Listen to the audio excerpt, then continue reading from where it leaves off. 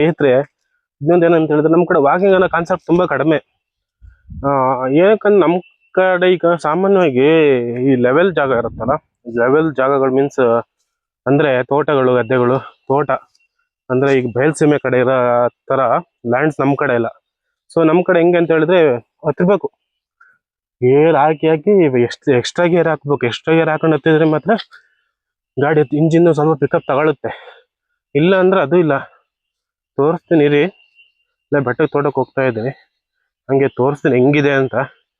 ನಮಗೆ ಒಂದ್ಸಲ ಮನೆಯಿಂದ ತೋಟಕ್ಕೆ ಹತ್ತೋದಷ್ಟೊತ್ತಿಗೆ ನಮ್ಮ ಜೀವ ಹೋದಂಗೆ ಆಯ್ತದೆ.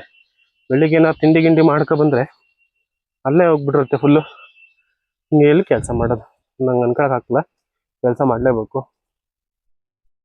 ಬಂದು ಹತ್ತೀವಲ್ಲ, ಅದೇ ಭಾರ ಅಂತಾರಲ್ಲ, ಆ ಭಾರ ನಮಗೆ ಆಗೋದಿಲ್ಲ, ಸ್ವಲ್ಪ ಸುಸ್ತಾಗ್ಬಿಡುತ್ತೆ. ನನಗಂತೂ ಒಂದು ಸ್ವಲ್ಪ ಹತ್ತೋದಷ್ಟೊತ್ತಿಗೆ ಹೋಗ್ಬಿಡ್ತೀನಿ ಇನ್ನೂ ಅಂತ ಫೀಲ್ ಆಗ್ಬಿಡುತ್ತೆ.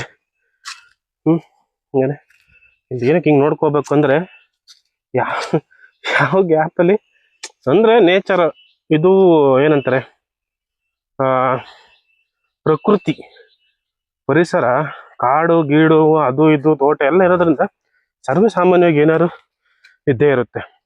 ಸೊ ಅದಕ್ಕೋಸ್ಕರ ನಾವು ಸೇಫ್ಟಿಯಾಗಿರ್ಬೇಕು. ಆ್ಯಕ್ಚುಲಿ ಸೇಫ್ಟಿ ಶೂ ಎಲ್ಲ ಒಬ್ಬೊಬ್ಬರು ನಮ್ಮ ಕಡೆ ಎಲ್ಲ ಕೆಲಸ ಮಾಡೋರು ಎಷ್ಟು ಸೇಫ್ಟಿಯಾಗಿ ಮಾಡ್ತಾರೆ ಅಂದರೆ, ಕಂಪಲ್ಸರಿ ಹಂಡ ಬೂಟ್ಸ್ ಅಂತ ಬರುತ್ತೆ, ದೊಡ್ಡದು ಬರುತ್ತೆ ಗೊತ್ತಲ್ಲ ನಿಮಗೆ, ಅದನ್ನು ಕಂಪಲ್ಸರಿ ಹಾಕೊಳ್ತಾರೆ. ಏನಕ್ಕಂದ್ರೆ ಈ ಹಾವು ಗೀವು ಅಂದರೆ ಮುಳ್ಳು ಏನಾದ್ರು ಇದ್ದೇ ಇರುತ್ತೆ. ನನ್ನ ಕೈಯಲ್ಲಿ ಆಯ್ತಿಲ್ಲಪ್ಪ. ನೋಡು ಬೆಟ್ಟ ಇದ್ದಂಗೆ ಇದೆ, ವಿಡಿಯೋದಲ್ಲಿ ನಿಮಗೆ ಕಾಣಿಸ್ತಿದ್ದಾವೆ ಗೊತ್ತಿಲ್ಲ, ಬಟ್ ನನಗೆ ಅರ್ಧ ಹತ್ತದಷ್ಟೊತ್ತಿಗೆ ಸುಸ್ತಾಗೋಯ್ತು. ದನಗಳಿಗೆ ಸುಸ್ತಾಯ್ತದೆ ಪಾಪ. ನನಗೆಂತದ್ದು ದನಗಳು ಮೇಯ್ಸಕ್ಕೆ ಇಲ್ಲಿ ಕರ್ಕೊಬಂದ್ರೆ ಇಲ್ಲಿ ಬಂದು ನಿಂತ್ಕೊಬಿಡ್ತಾಳೆ ಗೌರಿ, ಮಧ್ಯದಲ್ಲಿ ಮೇಲೆ ನಿಂತ್ಕೊಬಿಡ್ತಾಳೆ. ಚೂರು ದಪ್ಪ ಇರೋದ್ರಿಂದ ಅವಳಿಗೆ ಹತ್ತಕ್ಕೆ ಆಗೋದಿಲ್ಲ.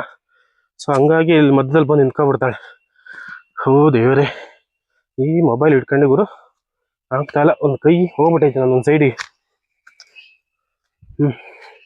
ಎಷ್ಟು ನೆಲ್ಲಿಕಾಯಿ ಚೊಟ್ಟೆ ಹಣ್ಣು ಅಂತ ಬರುತ್ತೆ, ನೆಲ್ಲಿಕಾಯಿ ಎಷ್ಟು ತಿಂದಿದ್ದೀವಿ ಅಂತ ಹೇಳೋದಕ್ಕೆ ಅಸಾಧ್ಯ.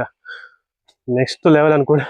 ಇಲ್ಲಿ ಊರಲ್ಲಿ ಬಂದು ಲಾಕ್ಸ್ ಮಾಡೋಕೆ ಎಷ್ಟು ಖುಷಿ ಆಯ್ತದೆ ಅಂದರೆ, ಸುತ್ತಮುತ್ತ ನೋಡ್ಬೋದು ನೀವು, ಯಾರಾದ್ರೂ ಇದ್ದಾರ, ಗಿಡ ಮರಗಳಷ್ಟೇ ನಮ್ಮ ನೇಚರ್ಸ್ ಲವರ್. ಗಿಡಗಳ ಜೊತೆ ಮರಗಳ ಜೊತೆ ನಿಜ ಹೇಳ, ಈ ಮಾತಾಡೋಕ್ಕಿಂತ ಈ ಹುಚ್ಚುಗಳ ಜೊತೆ ಮಾತಾಡ್ಕೊಂಡು ಜೀವನ ಕಳಿಯೋದು ನೆಮ್ಮದಿ ಜೀವನ ಅನ್ಸುತ್ತೆ. ಬಟ್ ಇಲ್ಲಿ ಬಂದ್ಬಿಟ್ಟು ಕಷ್ಟ ಐತಿ.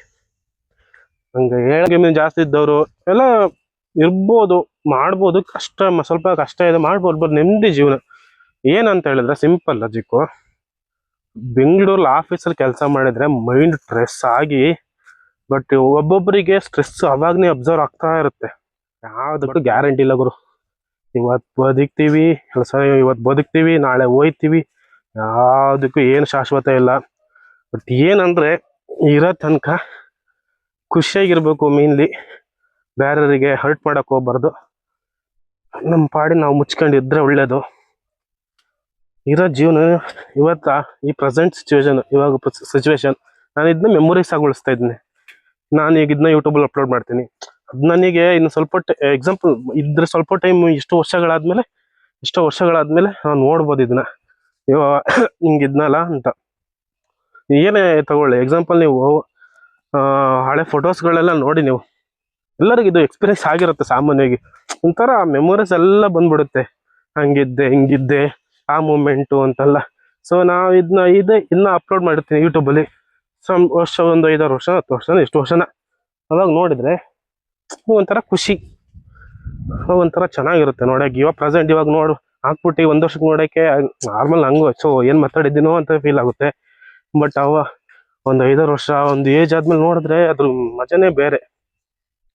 ಬದುಕಿರೋ ಕ್ಷಣ ಖುಷಿಯಾಗಿ ಬದುಕಬೇಕು. ಎಷ್ಟೋ ಜನ ಇದ್ದಾರಪ್ಪ, ಎಷ್ಟೋ ಜನ ಓಕೆ ಮಾಡೋದಿಲ್ಲ, ಅವರೋ ಇಷ್ಟ. ಸಿಕ್ಕಾಪಟ್ಟೆ ಗಾಳಿ ಹಂಗೆ ಕಾಯ್ತದೆ. ಕಾಣಿಸ್ತಿದೆ, ಇದೊಂದು ಬಿಟ್ಟಿದ್ದಾರೆ ಈಗ ಬಂದಂಗೆ ಆಯ್ತದೆ ಎಲ್ಲ ಒಂದ್ಸಲಿ. ಸಿಕ್ಕಾಪಟ್ಟೆ ಕಷ್ಟ ಗುರು ಆ ಟೈಮಲ್ಲಿ. ಒಬ್ಬೊಬ್ರದ್ದು ಫುಲ್ಲು ಟಾಪ್ ಆಗಿರುತ್ತೆ. ಆಕ್ಚುಲಿ ಅಲ್ಲೊಬ್ಬರದ್ದು ಇದೆ, ಅವ್ರದ್ದು ಫುಲ್ಲು ಟಾಪ್ ಅಲ್ಲಿ ಇರೋದು. ನನಗೆ ಆ ಮನೆ ನೋಡ್ದಾಗೆಲ್ಲ ಅನ್ಸೋದು, ನಮ್ಮ ಮನೆನೇ ಫುಲ್ಲು ಡೀಪ್ ಇಲ್ಲಿರೋದು. ಹೋದು ಬೆಟ್ಟ ಈಗ ಎಕ್ಸಾಂಪಲ್ ಇಲ್ಲಿ ನೋಡ್ತಾ ಇದ್ದೀವಿ ನೋಡಿ, ಅಲ್ಲಿ ಎಂಡಲ್ಲಿ ಕಾಣಿಸ್ತೀಯಾ ನಿಮಗೆ ಎಂಡ್